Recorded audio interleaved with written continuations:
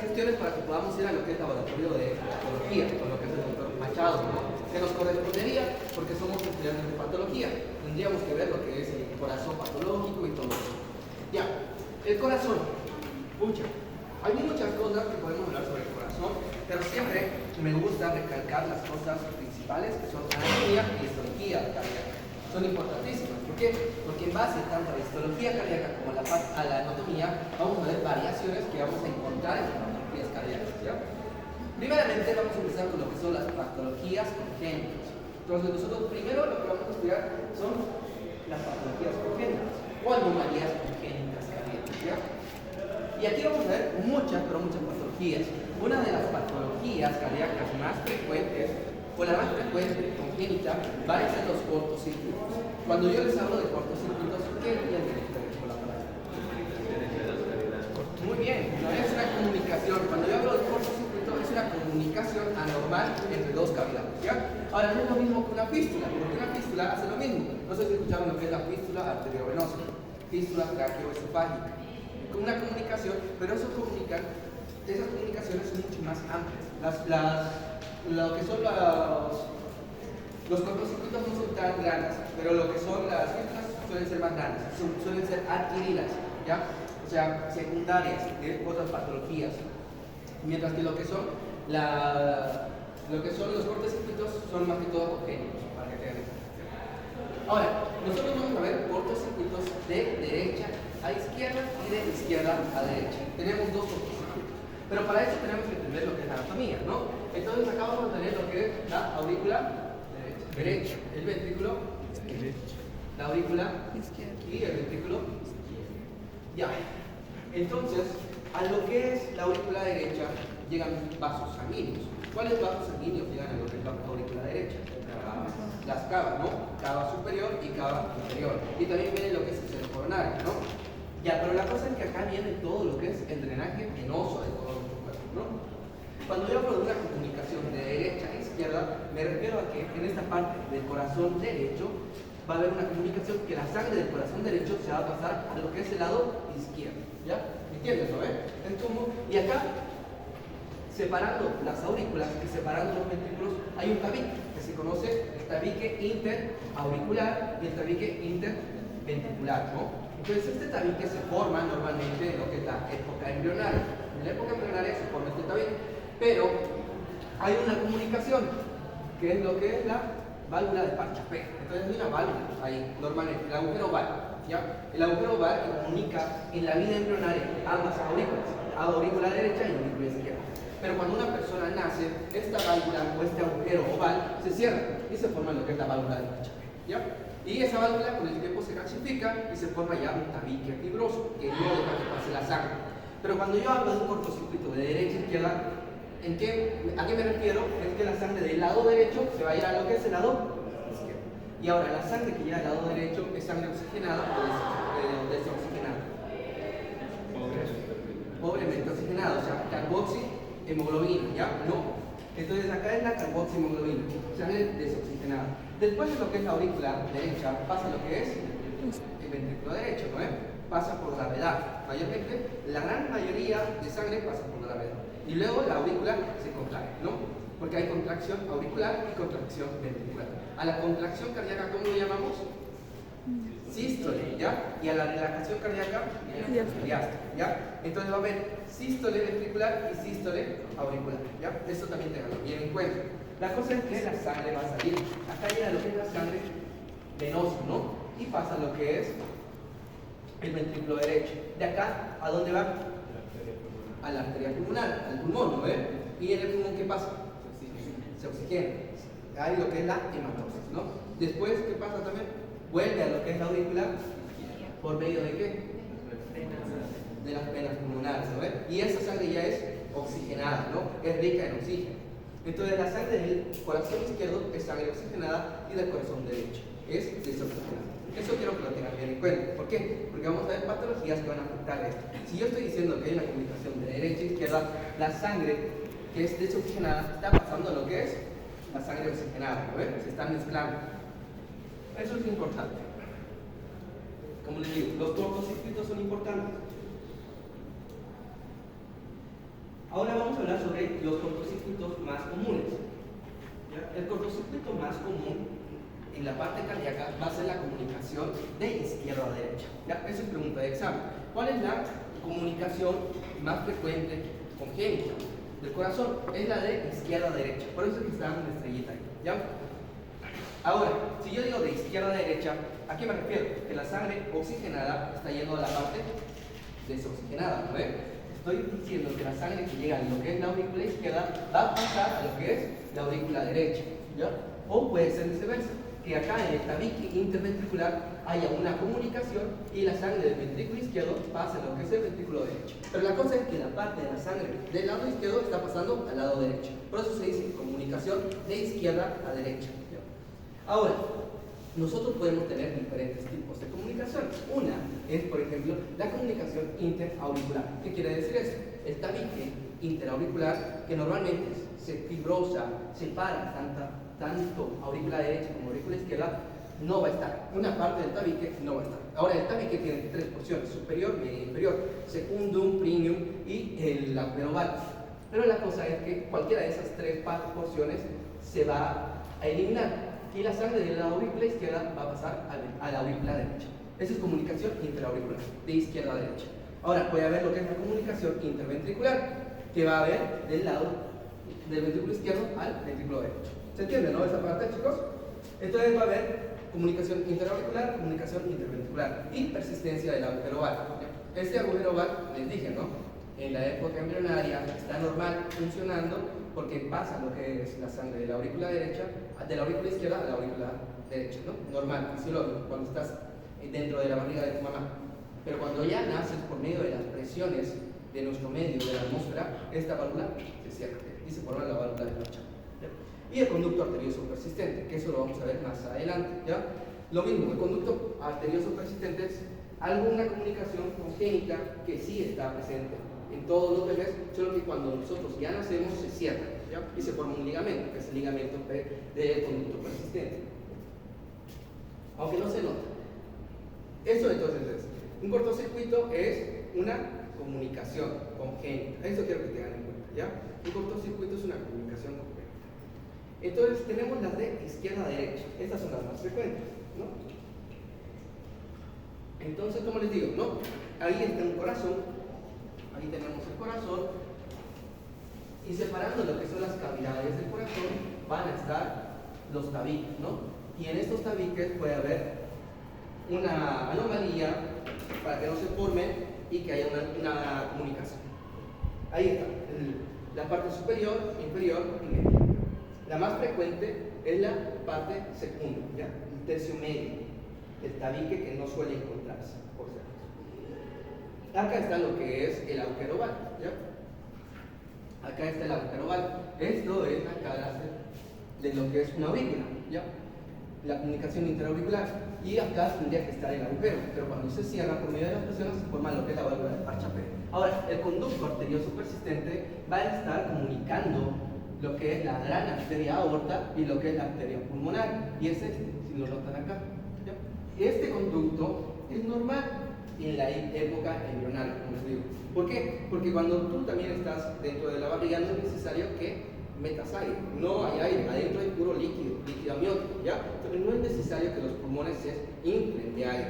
Entonces por eso es que no es necesario tanto que la sangre vaya a lo que es la parte pulmonar. Obviamente que hay, porque el pulmón tiene doble irrigación, recuerden, ¿no? Irrigación funcional y irrigación nutricia, ¿no? Pero la cosa es que este conducto es normal, pero cuando tú ya sales al medio exterior, a la atmósfera, ya necesitas que tus pulmones se inflen y que metan aire. Entonces se cierra este conducto. Ahora hay conducto arterioso persistente cuando no se cierra y eso puede llegar a producir patologías.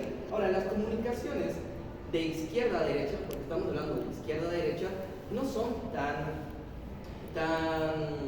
mortales, podríamos decirlo, ¿ya? Y no muestran tantos signos y síntomas en los pacientes. Las comunicaciones de derecha a izquierda, ya no las de izquierda a derecha, esas sí son las que llegan a producir más síntomas, ¿ya? Entonces vamos a ver más adelante. A ver qué más dice acá.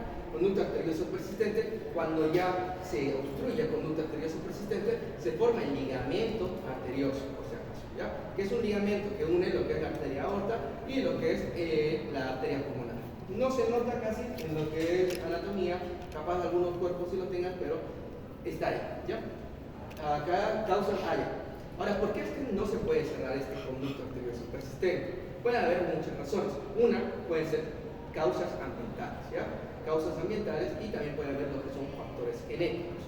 Y ahora se está abriendo otra gran posibilidad de que este conducto arterioso persistente esté también permeable. ¿Por qué? Por infecciones que la madre pueda llegar a tener, como la gonorrea, sífilis, infecciones de transmisión sexual, sífilis terciaria, y pueden llegar a afectar al bebé, que pueden hacer que también no se cierre lo que es el conducto arterioso persistente. Pero eso es algo que se está viendo ahora. Pero lo que son más comunes son factores ambientales y factores genéticos. ¿Se entendió esa parte? Ya. Ahora, dijimos que las más comunes... Sí, entonces esta patología se llama que en bebé. Sí, todo esto es congénito, ¿ya? Todo es congénito. Pero ahora, una persona, ponle que nosotros, cualquiera de nosotros puede tener una comunicación de izquierda a derecha, pero no muestra tantos síntomas como otra persona que podría tener una comunicación de derecha a izquierda. Y lo vamos a ver ahora, ¿ya? Ahora, estas son las de derecha a izquierda. ¿Y notan algo en este bebé? ¿Cómo está? Está azul, ¿ve? Está cianótico. A esto se lo conocen como los niños azules, ¿ya? Los niños azules o bebés azules. Y incluso ha habido lo que es una película acerca de estas comunicaciones de derecha a izquierda. Ha sido tan grande el avance en la cirugía en base a lo que son las comunicaciones de derecha a izquierda. Ahora, la parte del corazón derecho era sangre oxigenada o desoxigenada, chicos. Desoxigenada, ¿no ves? La parte del corazón derecho. Ahora, esa parte del corazón derecho, la sangre que llega a la parte del corazón derecho, se va a pasar a la sangre del corazón izquierdo. Y entonces el corazón, el ventrículo izquierdo, que es el que hace la sístole para que pase por todo lo que es la aorta, va a mandar sangre oxigenada y va a mandar sangre desoxigenada, ¿ya? Entonces, por eso es que se va a presentar lo que es la cianosis. ¿Se entendió esa parte? Porque va a presentar el bebé cianosis distal, sus manos, sus bocas. ¿Por qué cianosis? Cianosis es coloración violácea de lo que son las mucosas y la piel, no es nada más. Si les preguntan, díganme qué es cianosis, coloración violácea de lo que son mucosas y la piel, eso es cianosis. Pero la sangre desoxigenada tiene un color violáceo, azulado, podríamos decirlo, es mucho más oscura. Si ustedes se pinchan lo que es la sangre de los genitales, va a ser más roja, ¿no? Ahora, si yo les saco lo que es la sangre de una gasometría, van a ver, la van a hacer algún día, lo que es una gasometría, la sangre es mucho más roja, rutilante, ¿ya? La sangre es más oxigenada. Entonces se nota, el bebé tiene más sangre desoxigenada. ¿Por qué? Porque hay una comunicación de derecha a izquierda. ¿Se entendió esa parte? Y aquí vamos a ver una patología bien frecuente que preguntan todos los doctores, tanto Machado como Sangüesa, que es la tetralogía de Fallot, ¿ya? Entonces la tetralogía de Fallot entra en lo que son las patologías de derecha a izquierda, ¿ya? Por si acaso. Y justamente hay una película, como les estoy diciendo, ¿no? Como les digo, característico de una comunicación de derecha a izquierda es que cuando vayan a ver un bebé a su lado, tal vez pueda tener una comunicación de derecha a izquierda, ¿ya? ¿Por qué? Presenta cianosis. Ahora, la cianosis va a ser el principal estímulo, ¿para qué? Para que se formen los glóbulos rojos, ¿ya? Los glóbulos rojos, su principal estímulo para que se formen o para que haya eritropoiesis, ¿ya? Va a ser lo que es la cianosis, la falta de aire a lo que son los tejidos superficiales, ¿ya? Eso va a ser el principal estímulo. Entonces, si el bebé, hay sangre, solamente que la sangre está desoxigenada, no está oxigenada como debería estar la sangre. Entonces, nuestro cuerpo entiende de que le falta oxígeno. Entonces, ¿qué es lo que hace? Va a mandar a que haya más glóbulos rojos, porque los glóbulos rojos tienen la función de ¿qué? De transportarlo, ¿eh? ¿Qué transportan? Por medio de una proteína. Con la hemoglobina, por medio de la hemoglobina transportan oxígeno, ¿no ves? Y oxígeno y dióxido de carbono, ¿no ves? Sacan dióxido de carbono, meten oxígeno, ¿no ves? Ahora, la cosa es que estos glóbulos rojos van a ser estimulados por la cianosis, entonces el bebé va a tener poliglobulia, ¿ya? Poliglobulia, ¿qué quiere decir eso? Aumento de glóbulos rojos. ¿ya? Esto es algo también característico, que ves, tiene bastante cantidad de glóbulos rojos, pero no es porque no tiene glóbulos rojos, sino es porque su cuerpo entiende que le falta oxígeno, y ese es su principal estímulo para la formación, ¿ya? Porque luego sabemos que lo que es la eritropoyetina, ¿dónde se forma la eritropoyetina? En el riñón, ¿no ves? ¿En qué parte del riñón? Como la mácula. La mácula es, ¿ya? Entonces la cosa es que ahí se forma lo que es la eritropoyetina. Y esa eritropoyetina va a ir a lo que es la médula ósea y va a estimular a las células madre, ¿ya? Para que se formen los glóbulos rojos. Y van a salir los glóbulos rojos, ¿ya? Ahora, pueden ver ahí los dedos. Esos se llaman dedos hipocráticos o dedos en palillo de tambor, ¿ya? También va a ser un signo. Cuando yo digo el signo, me refiero a algo que yo puedo ver, ¿no? Cuando yo digo algo que es un síntoma, es algo que yo no puedo ver, ¿no? Pero va a ser un signo característico de lo que es falta de aire, ¿ya? Cianosis. Va a haber disminución del flujo sanguíneo. Ahora, estos dedos hipocráticos se pueden dar por problemas cardíacos, como en estos, pero se pueden dar por otras patologías también. Vamos a verlas en patologías gastrointestinales, podemos verlos en neoplasias también, ¿ya? Pero la cosa es que va a haber un agrandamiento de lo que es el tejido conectivo distal de los dedos, ¿ya? No es un agrandamiento de los huesos, sino es un agrandamiento del tejido conectivo distal de los huesos. El tejido, las fibras empiezan a crecer, ¿ya? El tejido conectivo, porque el tejido conectivo está formado por qué, ¿no? Por fibras, ¿no? Fibra de colágeno y demás, ¿no? Pero hay un aumento de estas fibras. Y como les digo, esto es pregunta de examen. La tetralogía de Fallot va a estar compuesto por cuatro, como lo dice su mismo nombre. Y el primero, va a haber una comunicación interventricular, ¿ya? Ustedes lo pueden ver acá. ¿Quieren que lo apague la luz? Sí. Porque creo que no se está ahí, ¿no? Pero vean, solamente viendo la imagen ya podemos nosotros saber la tetralogía de Fallot. ¿No es lo de allá? Acá es, o sí. Oh, sí. Está tan seguro. Ya.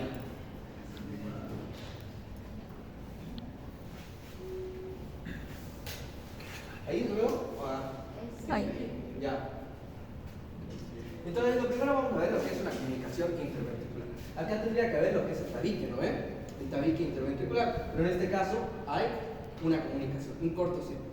La sangre del corazón, te estoy hablando de derecha a izquierda. Entonces, la sangre del corazón derecho pasa a la parte izquierda, ¿ya? Eso es uno. Luego después, ¿qué podemos tener? Tenemos estenosis de lo que es la válvula pulmonar, ¿ya? Entonces tenemos comunicación interventricular y estenosis. Cuando yo hablo de estenosis es un achicamiento, por si acaso, ¿ya? Es algo que es un endurecimiento, mejor dicho, ¿ya? Cuando hablamos, y vamos a ver lo que son valvulopatías, ¿ya?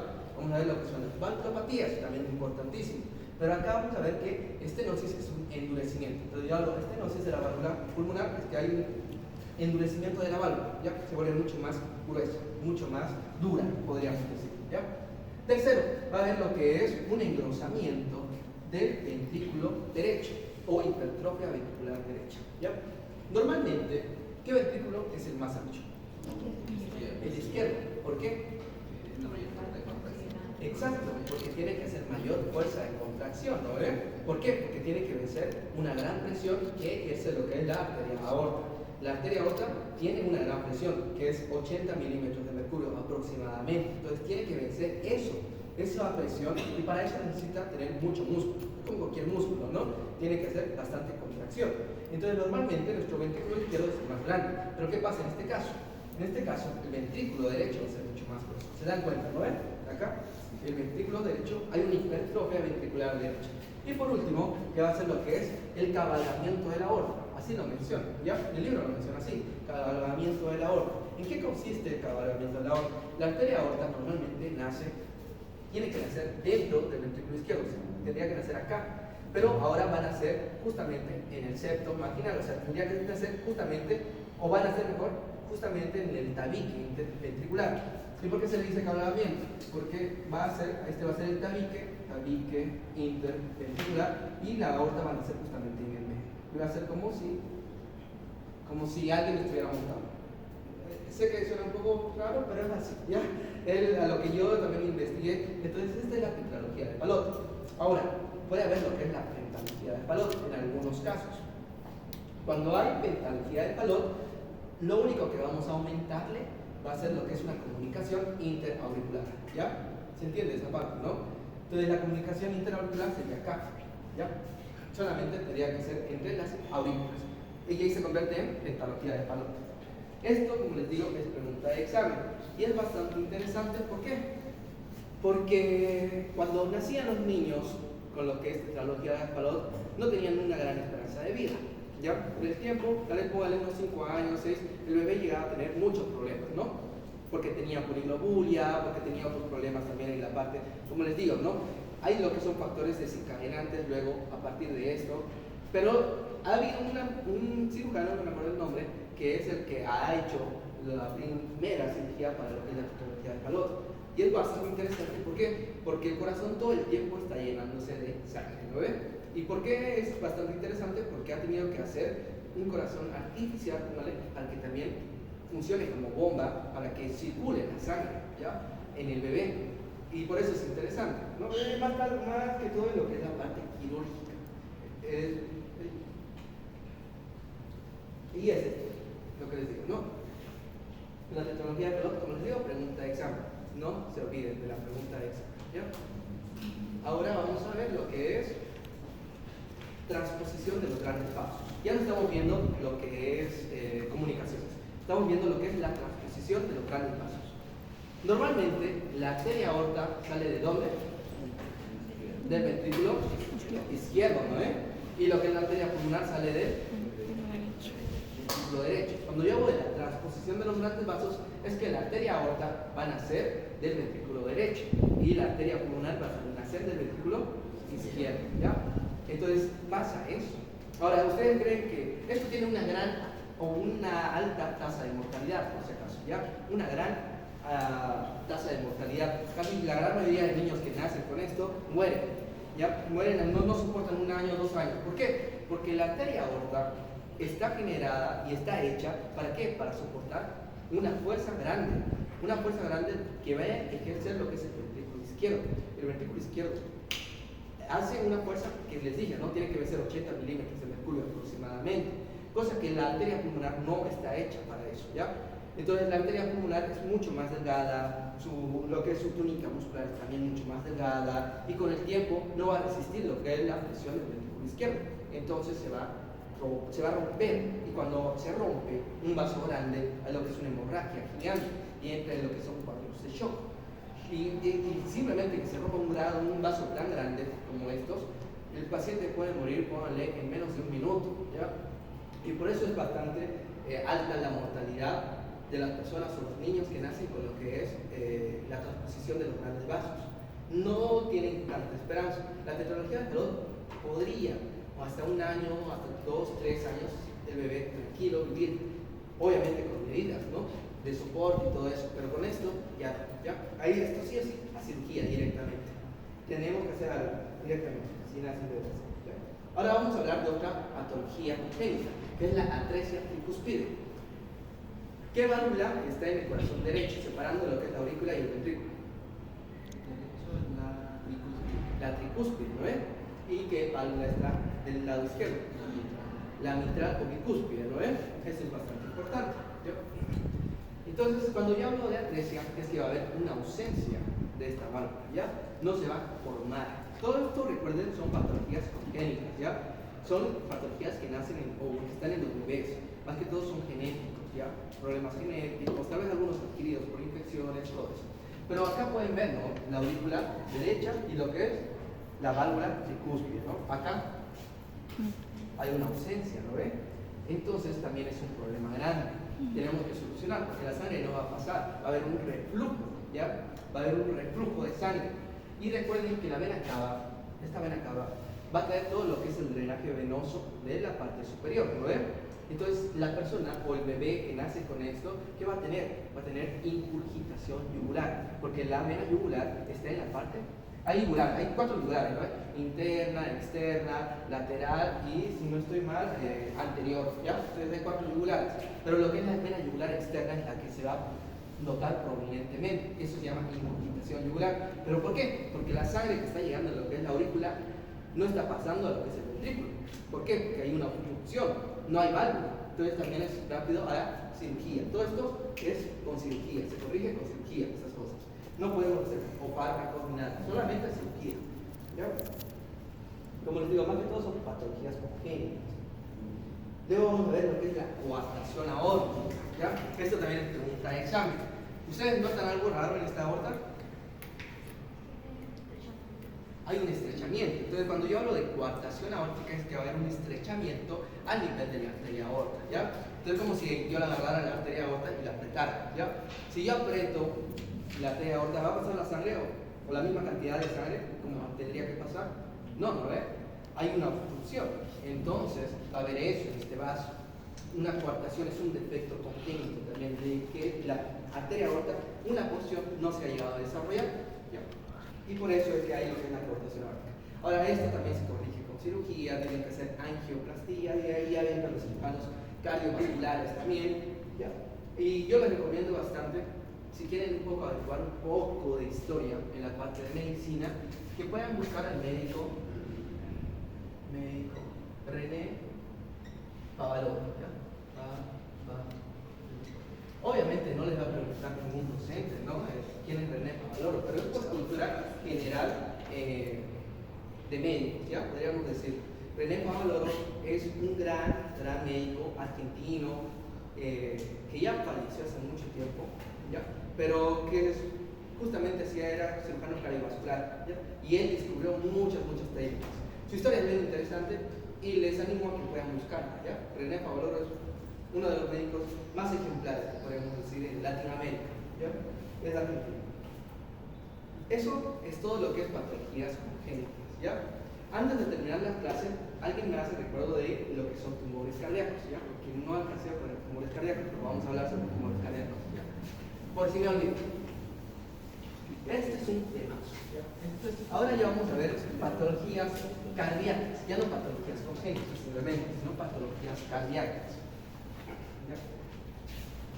Patologías cardíacas. Insuficiencia cardíaca es un tema. ¿Qué entienden por insuficiencia? Por la palabra insuficiencia. No hay suficiente. Exacto, que no tiene la capacidad, algo insuficiente es que algo que no es suficiente, o para la redundancia, ¿no? Pero es algo que no logra tener las expectativas que debería tener antes, ¿ya? Es insuficiente. Ahí tenemos lo que es simplemente con el título la definición de la enfermedad, ¿ya? Que es el corazón normalmente bombea sangre, ¿no? ¿Cuánta cantidad de sangre bombea? 5 litros por minuto. 5 litros por minuto. ¿Y eso qué es? El gasto cardíaco. El gasto cardíaco es 5 litros por minuto, ¿no es? Ya. Ahora, el gasto cardíaco va a estar dependiendo de 3 factores. ¿Saben? ¿Qué? ¿Cuáles son los factores? Ya, la precarga. El gasto cardíaco va a depender de lo que es la precarga. Inotropismo. ¿Qué es el inotropismo? La capacidad de resistir. Es la contractibilidad cardíaca, ¿ya? Es la contractibilidad. Ahora, el corazón tiene 5 propiedades, ¿ya? Por si acaso, una es inotropismo, otra puede ser lucitropismo, que es la relajación, vasotropismo, ¿ya? Y hay más, pero eso es vicio. Pero la cosa es que aquí me interesa lo que es el inotropismo, ¿ya? El inotropismo. Y la última, la poscarga, ¿ya?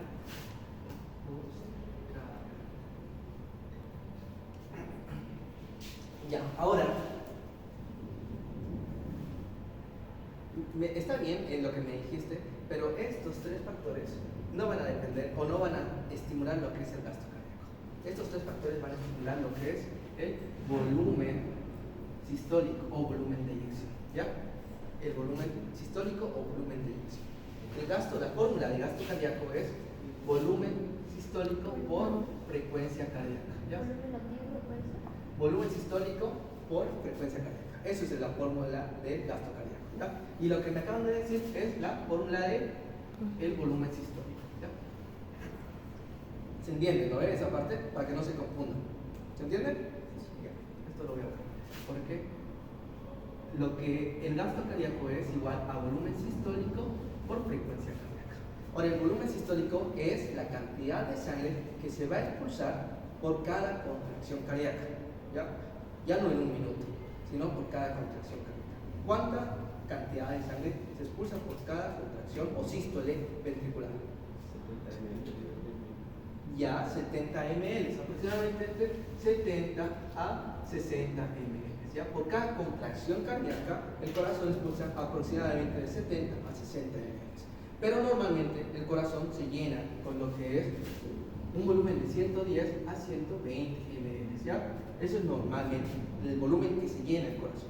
Pero va a expulsar por cada contracción 70 a 60 ml. ¿Ya? Eso es el volumen sistólico. Y el volumen sistólico va a depender de la precarga, del inotropismo y de la postcarga. ¿Qué es la precarga?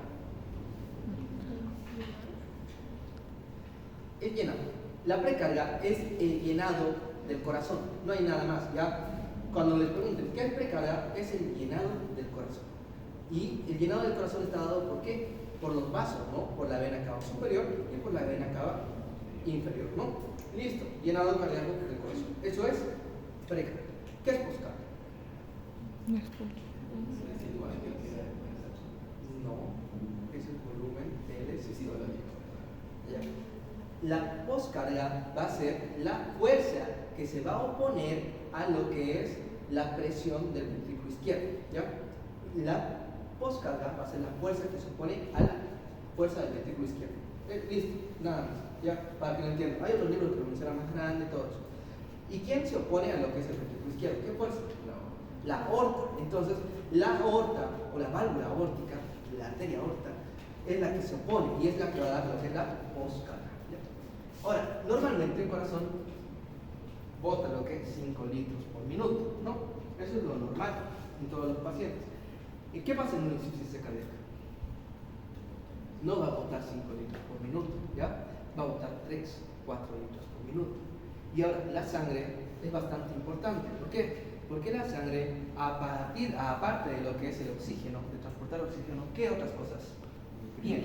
Nutrientes. ¿Qué tipo de nutrientes? A ver, Fabio, nutrientes de la sangre.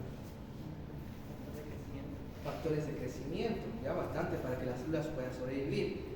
Otro, glucosa, bastante importante. ¿Para qué? Para que ellos también tengan energía, formen ATP. Unas células bastante importantes que se ven afectadas siempre cuando hay lo que es una insuficiencia cardíaca con el tiempo son las neuronas, ¿ya?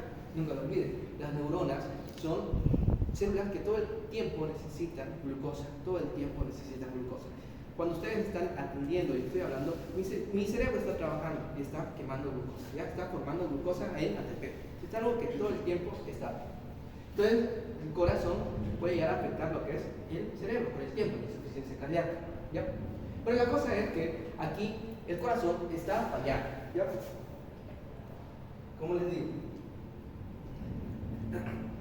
Entonces, el gasto cardíaco ya no va a ser 5 litros por minuto, va a ser 4, puede ser 3, dependiendo del tipo de insuficiencia, ¿no?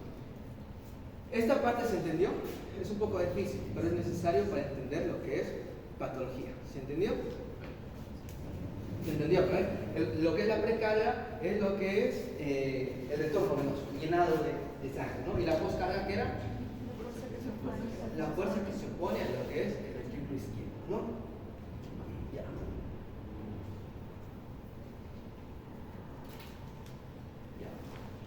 Ahora, como vamos a ver que el corazón es insuficiente, ya no está mandando 5 litros por minuto, debe estar mandando 4 litros por minuto, puede ser 3 litros por minuto, cualquiera de esas.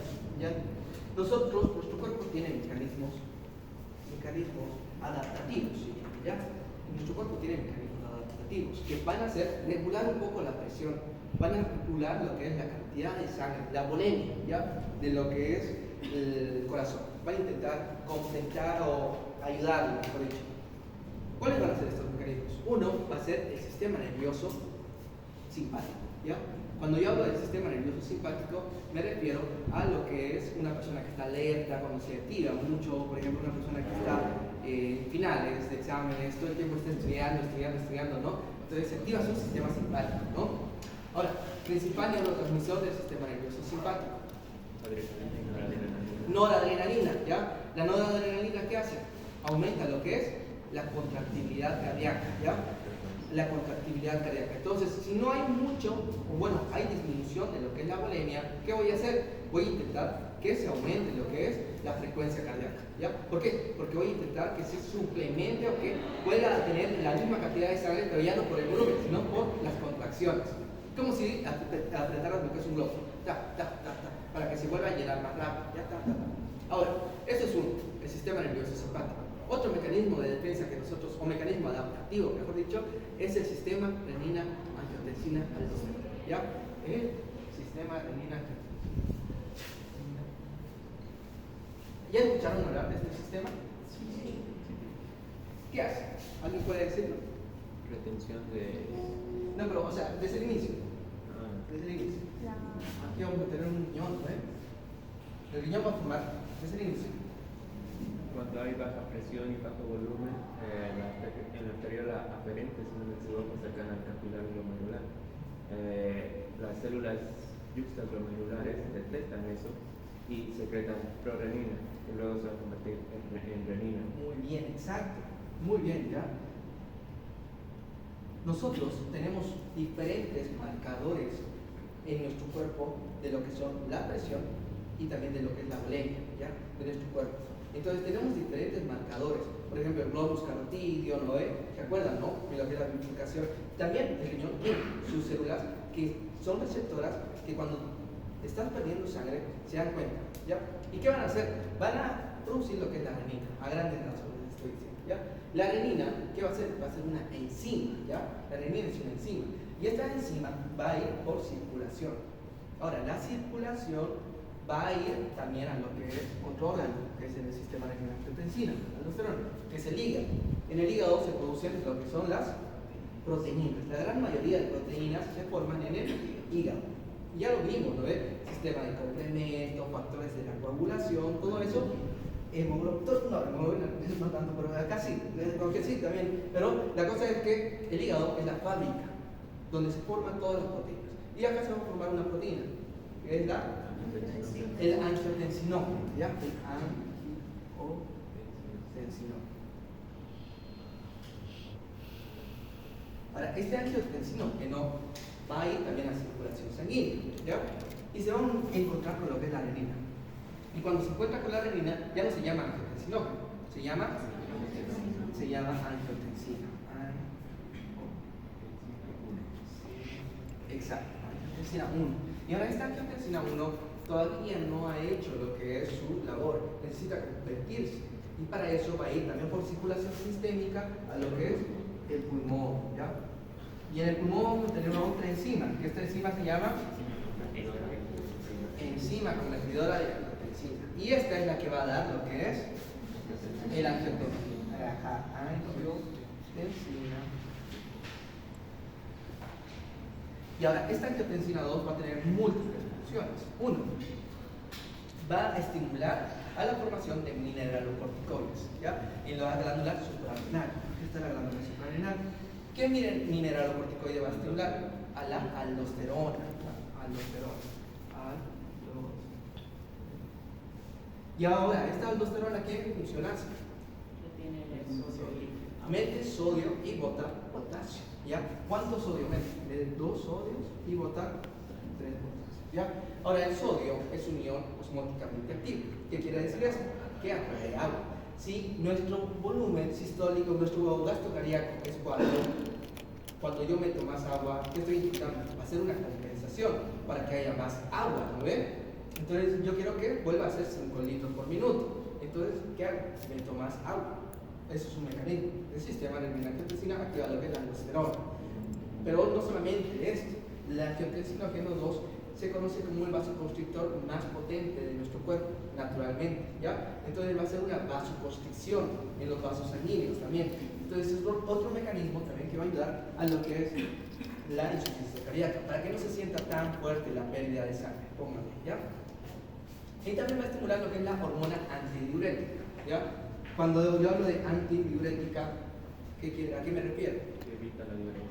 Y evito la liberación de orina, ¿no ves? Antidiurética. ¿Por qué? Porque si estoy en insuficiencia cardíaca, estoy 5 litros, o estoy 4 litros, 3 litros por minuto, necesito más volemia, ¿no ves? Entonces no voy a orinar.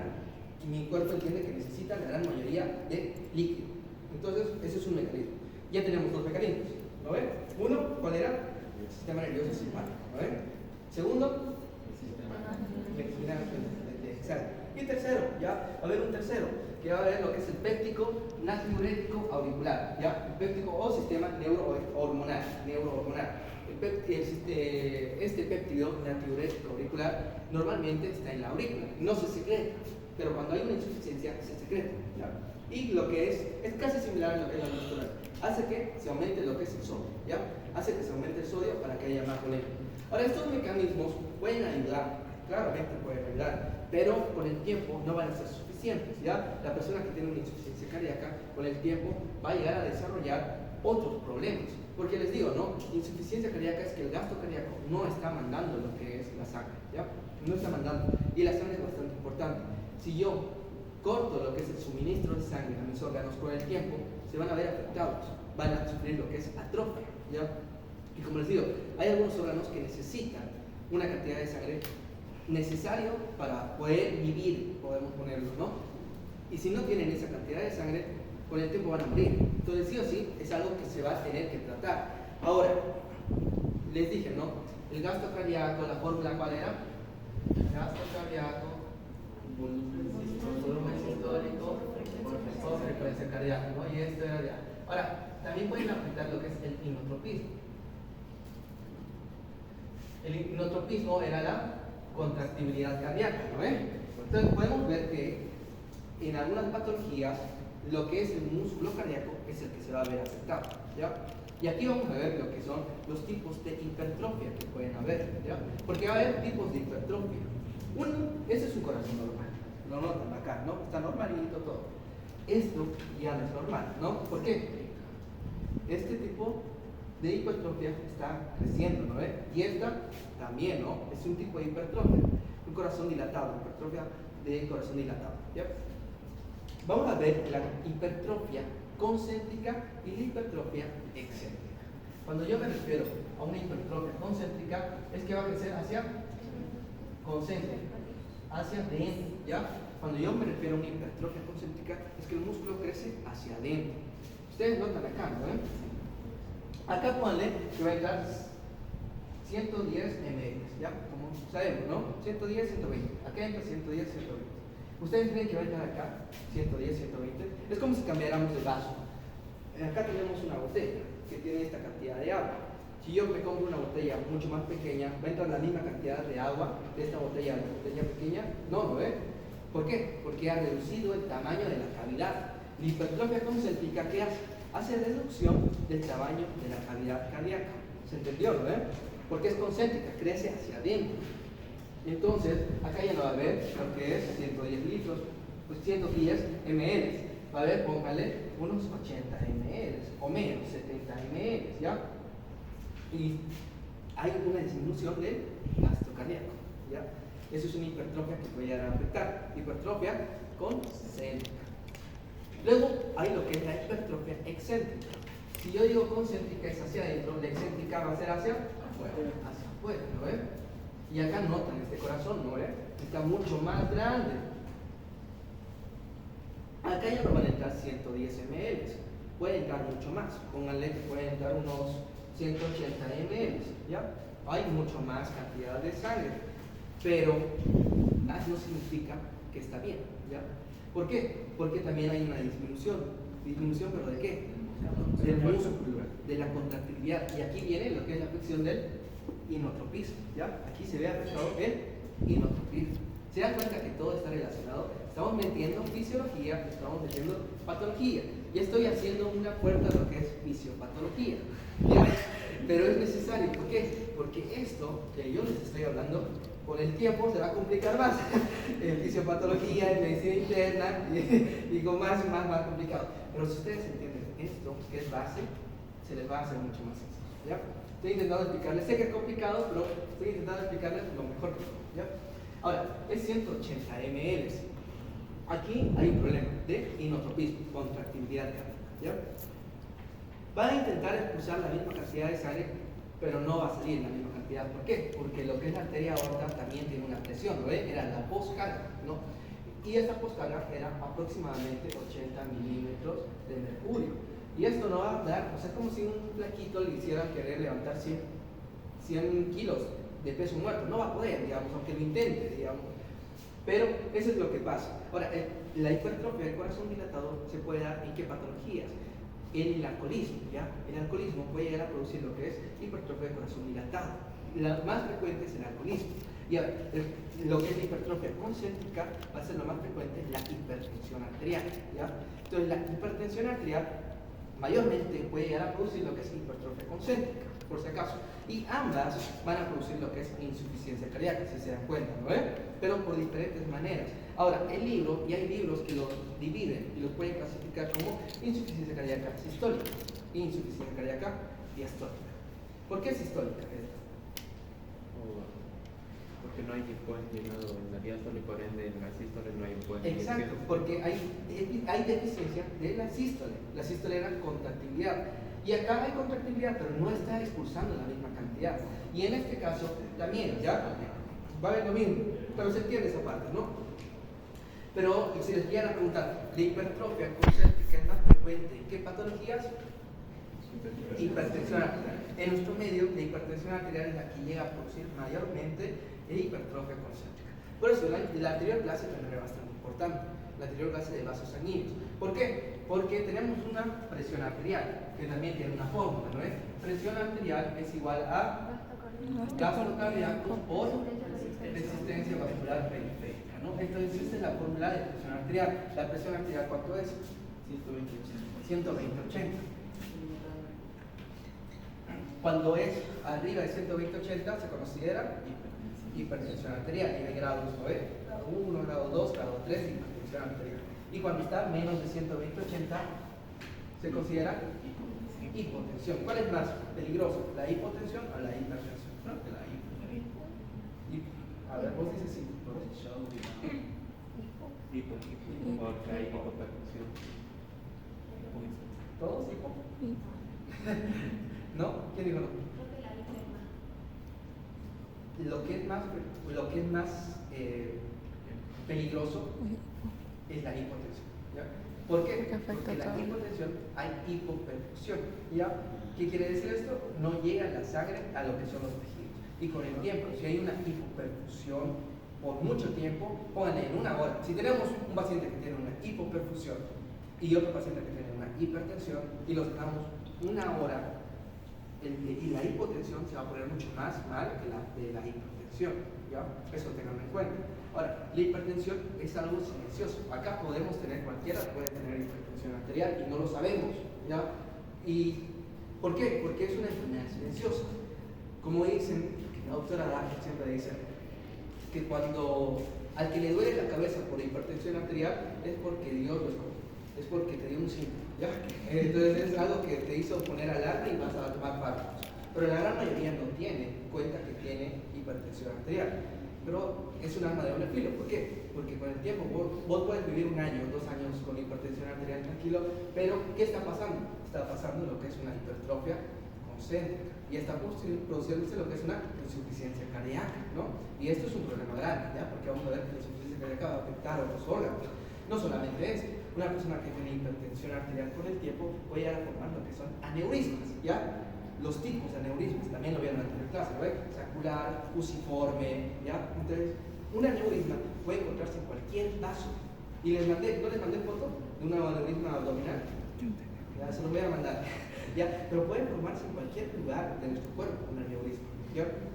Mayormente es de las arterias del polígono de Willis, ¿ya? Y se forma lo que es el ACV, ¿ya? No sé si escucharon eso, el ACV. Accidente cerebrovascular, muy bien. Y hay una triada que se llama la triada de... no me acuerdo. Con el tiempo me voy a acordar en la clase. Pero hay una triada, se lo voy a decir más adelante para reconocer un ACV. Pero puede ser por una hipertensión arterial. Se dan cuenta que sí o sí tenemos que tratar a una persona que tiene hipertensión arterial. Ahora, si yo te mido, Darwin, la presión arterial y resulta que tiene 120, 90, ¿Quieres diagnosticado con hipertensión arterial? No, ¿ya? Nunca puedo diagnosticar a una persona con solamente una toma. Por eso existe lo que es el MAPA, ¿ya? Monitoreo ambulatorio de presión arterial, ¿ya? Eso es MAPA, ¿ya? Monitoreo ambulatorio de presión arterial. ¿Qué quiere decir esto? Que yo voy a estar midiéndote cada 6 horas, cada 12 horas, o dependiendo, digamos. Hay lo que son unos aparatitos donde vos te pones, obviamente, subtérmicos, y lo que hacen estos aparatos es medirte la presión arterial cada hora. Y conforme va avanzando el tiempo, dan un resultado. Y ya podemos decir que sí tienes hipertensión arterial o no tienes hipertensión arterial, ¿ya? Ahora, la hipertensión arterial no solamente se queda acá, también viene lo que es la eclampsia y la preeclampsia. No sé si escucharon eso alguna vez. En las embarazadas, ¿ya? O sea, si hay hipertensión arterial en una embarazada, se produce una eclampsia, ¿ya? Cuando antes una persona no tenía hipertensión arterial, pero cuando se embarazó, empezó a tener hipertensión arterial, eso se conoce como preeclampsia. Cuando ella empieza a presentar signos y síntomas como proteinuria, que se considera eclampsia, ya no preeclampsia, sino eclampsia. Y eso es peligroso, ¿por qué? Porque puede llegar a afectar al bebé, puede producir lo que es un aborto y puede llegar a afectar a la madre, a las ambas, ya por si acaso, y es algo que se tiene que tratar. Pero la cosa es que acá está relacionado, las patologías de vasos sanguíneos están relacionadas con lo que son el corazón, ¿ya? Sistema cardíaco. Ahora, como les digo, hay diferentes divisiones que van a ver seguramente con el tema del tiempo en lo que es una insuficiencia cardíaca. Podemos clasificar la insuficiencia cardíaca global, que la gran mayoría llega a una insuficiencia cardíaca global, o podemos clasificarla dependiendo el periodo. Puede ser diastólica, insuficiencia cardíaca diastólica, insuficiencia cardíaca sistólica, ¿no ven? Cualquiera de esas dos. Pero también va a haber otra clasificación, y esta clasificación de la insuficiencia cardíaca va a ser por la anatomía, ¿ya? ¿Por qué? Porque va a haber insuficiencia cardíaca del lado derecho y del lado izquierdo. Pero es un poco raro esto, ¿ya? ¿Por qué? Porque si llega a afectar el lado izquierdo, con el tiempo va a afectarse el lado derecho, ¿ya? Entonces se convierte en una insuficiencia cardíaca global. Eso siempre tengan en cuenta. Una insuficiencia cardíaca del lado izquierdo siempre va a afectar con el tiempo a una insuficiencia cardíaca del lado derecho. Entonces eso es algo que va a pasar siempre. Mejor vos tienes como médico ir preparándote para ir y tratar una insuficiencia cardíaca global. ¿Por qué? Del lado izquierdo y del lado derecho. Directamente una insuficiencia cardíaca global, ¿ya? Pero el libro lo clasifica así, ¿ya? Insuficiencia cardíaca del lado izquierdo, ¿ya? ¿Qué quiere decir esto? Que el volumen, les dije, ¿no? Aquí está, voy a dibujar acá lo que es el ventrículo, acá tendría que estar 120 ml o 110 ml. ¿Cuánto salía por el volumen sistólico? 70 o 60 ml. Esto depende, ¿ya? No todos botamos la misma cantidad. Póngale que acá puede venir un camba de unos 2 metros, su volumen sistólico va a ser mucho más alto. Y póngale que puede ser el doctor Saavedra, no sé si tú lo conoces, y entonces su volumen sistólico va a ser mucho menos, ¿ya? Entonces mucho depende de esas cosas, ¿ya? Ahora, lo que es el volumen sistólico del lado izquierdo es el que va a expulsar por lo que es la arteria aorta, ¿no ven? Pero 70 60 ml. ¿Qué pasa con lo que es el resto? Que sería 40 a 50 ml. Esto se lo conoce como volumen exacto, volumen telesistólico. No, sí, volumen telesistólico. Ahora, ¿por qué tele? Vamos a ver que al año lo van a dividir mejor. Que lo que es la sístole la vamos a dividir en 3 periodos, ¿ya? Y la diástole también la vamos a dividir en 3 periodos. Voy a poner acá sístole, voy a poner diástole. Va a haber lo que es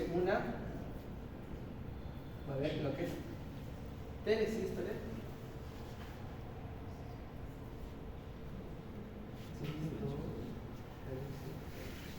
telesístole,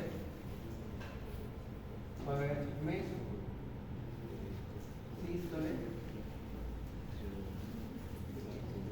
y protosístole.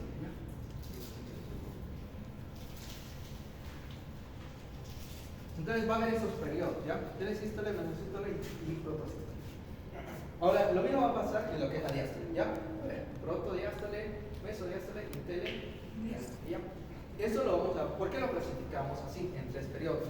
Porque vamos a ver ya más adelante, seguramente al año, en semiología, que vamos a ver anomalías en los ruidos cardíacos. Y vamos a ver que cada ruido cardíaco puede encontrarse en diferentes periodos, ¿ya? Puede haber puede haber ruido cardíaco protosistólico. Si yo hablo que hay un protosistólico, me refiero a que está en el periodo el primer periodo de la sístole, protosistólico, ¿ya? Ustedes ya tienen que ir entendiendo. Pero eso es más fisiología, ¿ya? Pero la cosa es que al año lo van a ver mejor clasificando los ruidos cardíacos más que todo, ¿ya? R1, R2, R3, R4, ¿no? El R2 y el R1 normal, fisiológico, hasta el R3 en algunos bebés, ¿ya? El R4 completamente patológico, por si acaso, ¿ya? La cosa es que acá, este volumen telesistólico, si ya no va, pónganle que el corazón está con una hipertrofia excéntrica, ¿ya? Este volumen telesistólico ya no va a ser 40, 50 ml, va a ser mucho más. Lo mejor pongo la otra imagen para que se entienda. Acá. Pónganle que es este ejemplo, ¿ya? De este corazón, ¿ya? Este volumen ya no va a ser 50 o 40, sino va a ser mucho más. Va a empezar a ser, pónganle 60 ml o va a ser 70 ml. Entonces este volumen sistólico, el volumen residual que se queda, va a ser mucho más. ¿Por qué? Porque el corazón ya no tiene la contractibilidad, ¿no ven? Entonces va a empezar a crecer y va a aumentar lo que es la presión interventricular. Y cuando aumente esta presión interventricular, va a hacer que esta válvula, que es la bicúspide, empiece a producirse lo que es una protrusión hacia arriba, ¿ya? Entonces va a haber una protrusión valvular hacia arriba. Entonces normalmente se cierra acá, ya no se va a cerrar, sino se va a cerrar acá arriba, ¿ya? ¿Por qué? Porque hay un aumento de presión. ¿Por qué? Porque hay un aumento de volumen. Ahora, este aumento de presión también va a empezar a producir lo que es una insuficiencia valvular. Cuando yo hablo de una insuficiencia valvular, es que las válvulas, cualquiera, puede ser válvulas auriculoventriculares o sigmoideas, cualquiera de las válvulas, porque tenemos 4, ¿no ve? ¿Cuál es esta? Mitral, esta, tricúspide, esta, y esta, la aorta. Entonces tenemos 4 válvulas, son 5, porque hay el seno coronario, pero esa no se cuenta casi ya. Pero la cosa son estas 4 válvulas las que se puede llegar a afectar. Las válvulas, y ya les voy a hacer un poco de énfasis en lo que son las patologías valvulares, vamos a tener lo que es la insuficiencia y lo que son las estenosis. ¿Ya? Insuficiencias y estenosis son lo que pueden sufrir las válvulas. Puede haber estenosis mitral. Si yo les digo estenosis mitral, ¿qué sería? Una estenosis que era endurecimiento o estrechamiento, ¿ya? Pero para que lo tengan mucho más en cuenta, estenosis es la incapacidad de la apertura de la válvula, ¿ya? Listo, ténganlo eso. Estenosis es la incapacidad de la apertura valvular, ¿ya? Entonces la puerta está muy cerrada, es como esta puerta, pónganle, esta puerta está muy dura, entonces está estenosada, ¿ya? Entonces no se puede abrir, está estenosada. ¿Qué es la insuficiencia? La insuficiencia va a ser la incapacidad de cerrarse, ¿ya? Incapacidad de cerrarse de la válvula, incapacidad de cerrarse la válvula. ¿Qué quiere decir esto? Que la puerta va a estar abierta constantemente, ¿ya? La puerta va a estar abierta constantemente. Entonces, cuando yo hablo de una insuficiencia cardíaca, es que va a haber lo que es una apertura, ¿ya? Entonces, estas válvulas que se construyen van a empezar a abrirse y no se van a poder cerrar. Y con el tiempo va a haber tanta la insuficiencia cardíaca, el volumen telesistólico va a empezar a crecer mucho, que va a empezar también a refluir una cantidad de líquido hacia lo que es la aurícula izquierda, ¿ya? Y la aurícula izquierda está conectada ¿con qué? Con las venas pulmonares. Están conectadas con las venas pulmonares y en el pulmón vamos a tener las arteriolas y vamos a tener acá un capilar, ¿ya? Aquí va a haber lo que es la barrera hematoalveolar, ¿no? La barrera hematoalveolar, lo vieron en histología, ¿no? La barrera hematoalveolar. Entonces va a estar acá los que son los neumocitos, ya, eso no es histología, ¿ya? La cosa es que va a haber lo que es un aumento. Y recuerden el edema, recuerdan por qué se producía edema, ¿no? Era un aumento de presiones, ¿no? Había la presión hidrostática y la presión coloidosmótica, ¿no? La coloidosmótica, ¿qué hace? Mete hacia adentro, ¿no? Deja la sangre en su mismo sitio, ¿no? Y la hidrostática saca, ¿no? Entonces esta presión que ha empezado en lo que es el ventrículo izquierdo, ha ido a la aurícula izquierda, también va a llegar a estos vasos sanguíneos y se va a aumentar la presión hidrostática. Y conforme hay presión hidrostática en los alvéolos, porque hay comunicación con las venas pulmonares, va a haber lo que es edema, ¿ya? Entonces, la insuficiencia cardíaca del lado izquierdo, pero como les digo, casi siempre del lado izquierdo se complementa con uno derecho, la insuficiencia cardíaca del lado izquierdo va a llegar a afectar y va a producir lo que es edema pulmonar, ¿ya? Edema pulmonar característico. Siempre que yo veo a un paciente con edema pulmonar, tengo que pensar en que tal vez su problema no está en el pulmón, ¿ya? Su problema está en el corazón, ¿ya? Entonces, hay insuficiencia cardíaca que llega a producir, y esto es edema pulmonar cardiogénico, ¿ya? Edema pulmonar cardiogénico. Luego existe el edema pulmonar no cardiogénico, que el edema pulmonar no cardiogénico, este va a ser dado por infecciones, tuberculosis, parásitos y otras cosas, ya que no sea del corazón. Pero lo que yo estoy diciendo es el edema pulmonar cardiogénico, ¿ya? Y eso es importante, nunca lo olviden. Siempre tengan en cuenta, si va a afectar el corazón izquierdo, con el tiempo puede llegar a afectar lo que es el pulmón primero, ¿ya? Y ahora, en el pulmón tenemos unas células que se llaman los macrófagos de polvo. ¿Qué hacen estos macrófagos? Normalmente son de defensa, ¿no ves? Ahora, si es que va a haber mucha extravasación, ahí viene lo que son el exudado, el trasudado, ¿no ves? Recuerden que cuál tiene más proteína, cuál tiene más células. La cosa es que va a haber también glóbulos rojos que van a salir, y estos macrófagos van a empezar a fagocitarlos, los macrófagos de polvo, y se los conoce como las células con hemosiderina, ¿ya? O macrófagos con hemosiderina. Esto es una función, ¿ya? Una prueba, y esto es patológica. Esto les pregunta el examen con el doctor. Los macrófagos con hemosiderina, ¿en qué patología se pueden encontrar? En insuficiencia cardíaca, ¿ya? Y si les pregunta el doctor, que está medio rayado últimamente, ¿en qué tipo de insuficiencia cardíaca? Del lado izquierdo, ¿ya? ¿Se entendió esa parte? ¿O repito? ¿Se entendió? Sí, sí. Ya, entonces lo que son los macrófagos con hemosiderina son nada más las células de polvo que empiezan a fagocitar los glóbulos rojos, ¿ya? Y se forman así. Ustedes pueden verlo, ¿ven los hematíes en esa imagen? Listo, ¿ya? Ahora, también vamos a ver que el paciente, por lo mismo que tiene edema pulmonar cardiogénico, con el tiempo va a tener lo que es la disnea paroxística nocturna. Disnea paroxística nocturna, cuando yo hablo de paroxístico, me refiero a algo que es súbito, ¿ya? Algo súbito. Si algo paroxístico es que pasa de la noche a la mañana, en un momento. Pónganle que yo estoy tranquilo y no sé, me empieza a doler acá. Y es algo que empezó súbitamente, ¿ya? Disnea paroxística. ¿Qué es disnea? Es la sensación subjetiva de falta de aire, ¿ya? La disnea es la sensación subjetiva de falta de aire. ¿Es un síntoma o un signo? Síntoma, porque yo no puedo ver que al paciente le está faltando el aire. Vos puedes fingir, digamos, si eres muy buen actor, que te falte el aire, ¿no? Y yo te tengo que creer, digamos, ¿no? Pero es un síntoma, a no ser que yo tenga, digamos, un gasómetro, no sé, cualquier cosa y te pueda comprobar que sí te falta el aire, ¿no? Pero eso es disnea, falta de aire en la noche, de forma inmediata, de súbita, y el paciente se despierta, ¿ya? Entonces el paciente viene a lo que es la consulta diciendo que no puede dormir en la noche, ¿ya? Y se despierta por falta de aire, mayormente las personas ancianitas, las personas que son mayores, ¿ya? Las abuelitas, pero las abuelitas, ¿por qué? Porque tienen hipertensión arterial, ¿ya? La gran mayoría de personas mayores tienen hipertensión arterial, pero no lo saben, se dan cuenta cuando ya están teniendo su edema agudo del pulmón. Como les digo, siempre traten lo que es la hipertensión arterial, porque es peligroso. Ahora,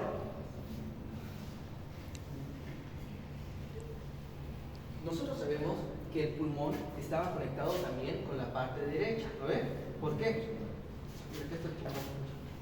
Veo que para acá el pulmón. El pulmón estaba conectado con la parte derecha del corazón, por medio de la arteria, ¿no ven? La arteria pulmonar. Entonces, si el lado izquierdo se ve afectado, ya afectado el pulmón, si no se corrige, el paciente sigue mal, porque hay casos que el paciente sigue mal y nunca viene al médico, con el tiempo esto va a llegar también a afectar lo que es la arteria pulmonar, la presión de la arteria pulmonar, ¿ya? Y también va a aumentar lo que es la misma presión del ventrículo derecho, ¿ya? Entonces el ventrículo derecho normalmente no tiene que hacer tanta fuerza como el izquierdo, ¿Por qué? Porque la arteria pulmonar no tiene la misma fuerza que la arteria aorta, no es necesario. Pero cuando hay una insuficiencia del lado izquierdo, con el tiempo va a afectar también el lado derecho, por eso les digo, ¿no? Y lo que es el ventrículo derecho también va a tener que aumentar lo que es la presión. Cuando aumenta también la presión, lo mismo que pasó en el lado izquierdo, lo que son las válvulas, la insuficiencia valvular va a pasar en el lado derecho. O sea, la válvula tricúspide se va a protruir hacia afuera, ¿ya? Y también va a haber lo que es un aumento de presión en la aurícula derecha. Y con el tiempo también va a llegar a producir lo que es una ingurgitación yugular. Entonces, si les ponen así, la ingurgitación yugular es más frecuente, ¿qué tipo de insuficiencia cardíaca? Del lado derecho, ¿ya? Ahora, ¿puede existir una insuficiencia cardíaca solamente del lado derecho? Bueno, algunas veces, raras veces, casi nunca, casi siempre son las del lado izquierdo, que luego se convierten en las del lado derecho y luego se convierte en una insuficiencia cardíaca global, ¿ya? ¿Se entendió esa parte? Esto es bastante importante, ¿por qué? Porque al año en farmacología van a ver fármacos cardioprotectores, ¿ya? Fármacos cardioprotectores, fármacos para la insuficiencia cardíaca. Entonces, todo esto es importante, ¿por qué? Porque con el tiempo lo van a tener que volver a repasar. Este es un tema que no solamente es para Pato, es para la vida del médico. ¿Se entendió? Pero, eso es insuficiencia cardíaca, ¿no? Ahora, ¿qué hora es? La pata. Vamos a ver lo que son las cardiopatías isquémicas, ¿ya? ¿Quieren ver esto o para la próxima clase? ¿Sí? ¿Qué dicen? Aquí vamos a ver las cardiopatías isquémicas, vamos a ver las arterias coronarias, ¿ya? Vamos a ver que también es bastante extenso, ¿ya? Pero saltémonos a otra parte, tumores cardíacos, ¿ya? Así nos saltamos directamente y nos tiramos un tema, ¿ya? Los tumores cardíacos mayormente son benignos, ¿ya? Por si acaso. La gran mayoría de tumores cardíacos que nosotros vamos a encontrar son benignos. Y vamos a encontrar, no son muchos, vamos a encontrar uno que se va a llamar el mixoma. El mixoma va a ser un tumor benigno, para la redundancia, pero su ubicación va a ser mayormente en lo que es la aurícula izquierda, ¿ya? La ubicación más frecuente del mixoma es la aurícula izquierda. Y se va a ver, les voy a mandar una fotografía del mixoma, que se ubica mayormente en lo que es la aurícula izquierda, ¿ya? Ahora, este va a ser el tumor más frecuente benigno en cualquier paciente, mayores, menores, cualquiera el mixoma. Luego vamos a tener lo que es el fibromioma papilar. Aquí vamos a tener el fibromioma papilar. Este tumor va a ser más frecuente en niños, ¿ya? Pero no es el más frecuente en niños, pero va a ser más frecuente en niños, el fibromioma papilar. Y su ubicación ya no va a ser en lo que son las aurículas, sino va a ser en el tabique interventricular, ¿ya? Entonces el fibromioma papilar es mayormente en el tabique. Y luego vamos a tener lo que es el leiomioma, ¿ya? ¿Qué es otro tumor? Ya, el leiomioma, este es el más frecuente en la edad pediátrica, ¿ya? En la edad de los niños. El leiomioma también va a tener una mayor frecuencia en el lado izquierdo. Este puede ser tanto en la parte del ventrículo como en la parte de la aurícula, pero más que todo del lado izquierdo. Esos son los tres tumores más frecuentes. Y se dicen tumores primarios del corazón. ¿Por qué? Porque son tumores que se forman a partir de lo que son las células cardíacas del corazón, o sea, los miocitos, ¿ya? ¿Por qué vamos a tener tumores secundarios? Que van a ser por metástasis, ¿ya? O sea, puede llegar a producirse metástasis a nivel del corazón. ¿Qué era metástasis, chicos? La diseminación de las células cancerosas. Exacto, la diseminación de células cancerosas, ¿no es? Entonces, eso es metástasis técnicamente, pero la metástasis puede ser y puede llegar a cualquier órgano, ¿no es? Eso lo sabemos. También puede llegar al corazón y si llega al corazón se considera un tumor secundario, ya no un tumor primario del corazón. Estos son los tres tumores primarios. Ahora, como les digo, la gran mayoría de origen cardíaco son benignos. ¿Por qué? Porque los que son malignos mayormente son de origen secundario. Y eso no entra en el libro, por si acaso, ¿ya? Y ahora les pregunto, ¿quieren seguir o no? Es largo, ¿sí? Falta cardiopatías isquémicas y falta lo que es electrocardiograma, ¿ya? electropatológico. O sea, no lo vamos a ver todo en extenso, porque el electropatológico es gigantísimo. Ya les voy diciendo que voy a hacer una clase en verano, en vacaciones, solamente de electropatológico, ¿ya? Por si quieren leer un poco de electropatológico. Que no entra, el doctor nunca les pone, capaz últimamente está medio rayado, capaz les ponen electropatológico, ¿no? Pero por si les interesa, pero eso va a ser fuera, ¿no? Fuera de lo que es Las clases. las clases normales, porque va a ser en verano, va a ser privado. Y como son mis estudiantes, no les voy a cobrar mucho. Pero eso es más que todo, pero vamos a hablar un poco de electro. ¿Qué dicen? ¿Quieren o no? Para la próxima. Faltan también lo que es valvulopatías. Ya saben lo que es insuficiencia cardíaca, falta lo que es insuficiencia valvular, falta lo que es estenosis valvular. ¿Ya? Esas cosas también son importantes, porque son preguntas de examen. ¿Qué es la estenosis? El endurecimiento. El endurecimiento, ¿no ves?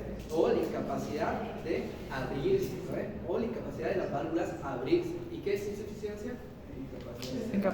Incapacidad de cerrarse de la válvula, ¿ya?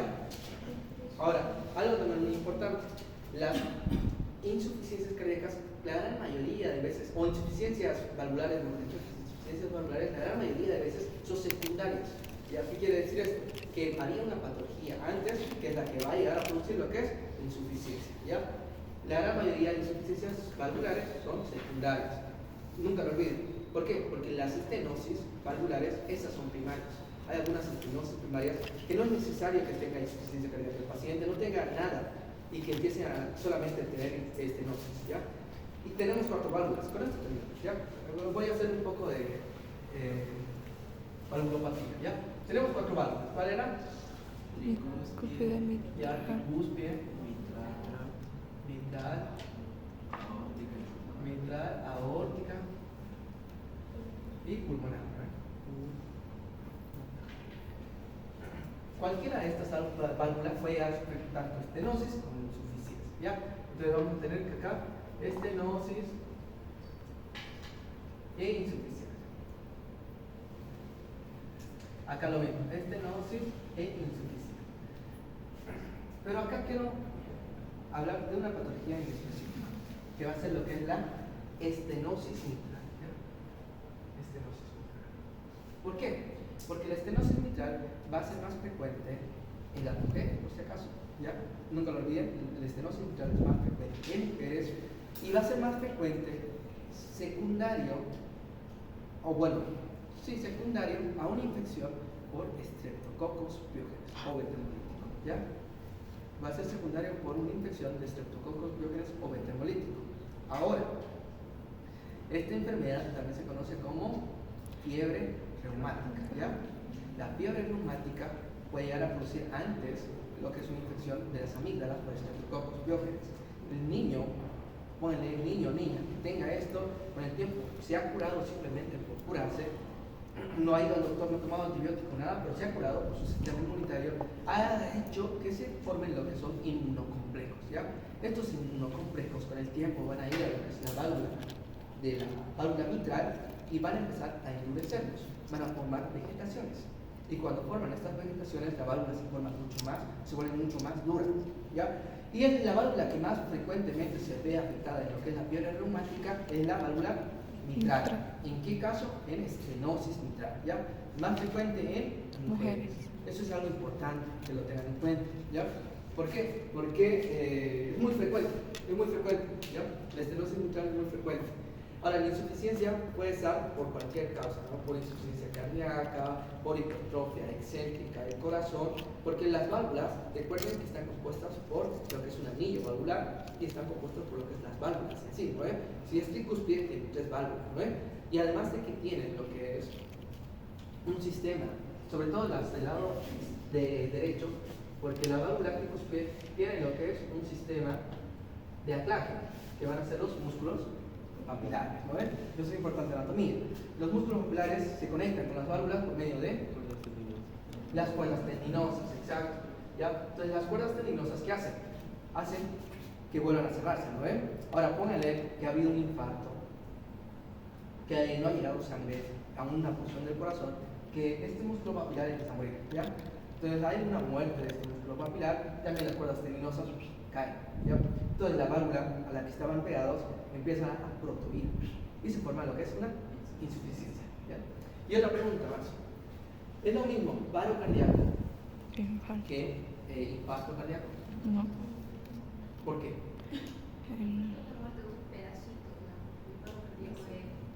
Exacto, ¿ya? Infarto es una, póngale, una isquemia de una región del corazón, ¿ya? Y justamente estábamos por ver esto en cardiopatías isquémicas, ¿ya? Infarto es cuando una porción del corazón está muriendo. Póngale en este caso, ha habido un infarto en el músculo papilar septal, ¿ya? De la pared septal. Entonces no ha llegado sangre y este músculo murió, pero es un infarto.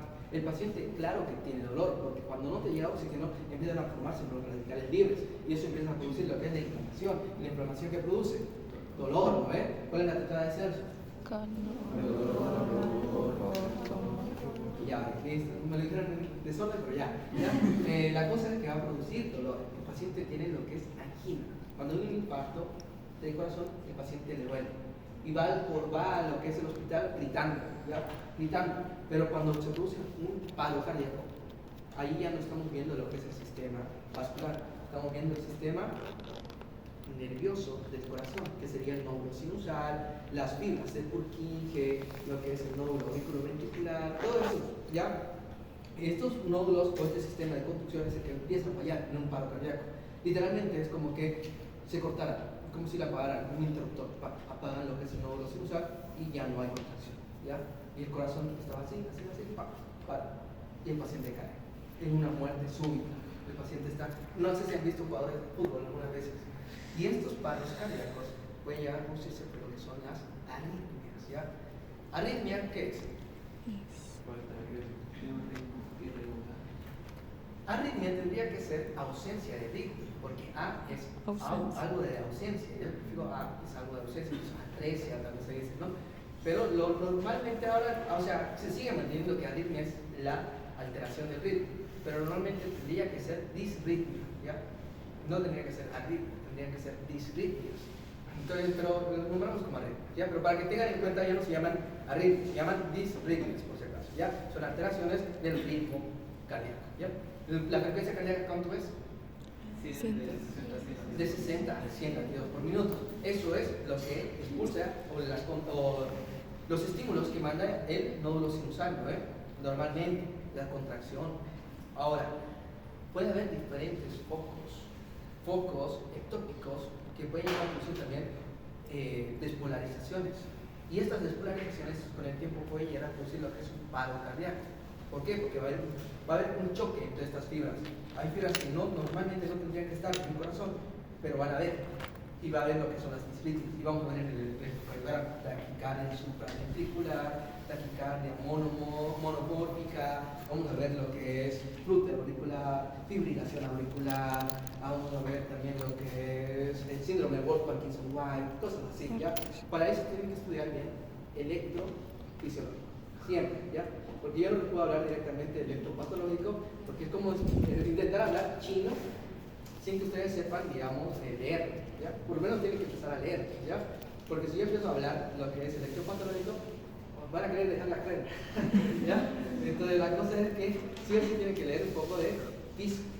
Por eso también les estoy diciendo, voy a hacer una clase en verano, donde voy a explicar primeramente lo fisiológico, electrofisiológico y luego lo patológico, ¿ya?